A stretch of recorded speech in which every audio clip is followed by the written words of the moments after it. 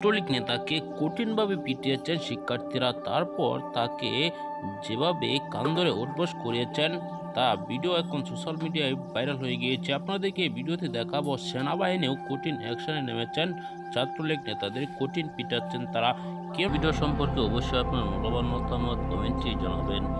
দর্শক, আওয়ামী লীগ সরকার দেশ থেকে পরপরই কিন্তু কঠিন অ্যাকশনে নেমেছেন ছাত্র জনতা। ছাত্র সমাবেশের পরে ছাত্রলীগ নেতাদের কঠিন পিটাচ্ছেন, যেখানে অনিয়ম দেখছেন সেখানে কিন্তু তারা অ্যাকশনে নেমেছেন।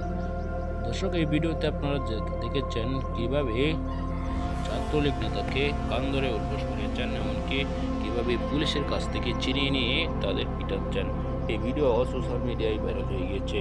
আপনারা এসব বিষয় নিয়ে মূল্যবান মতামত কমেন্টে জানাতে ভুলবেন না।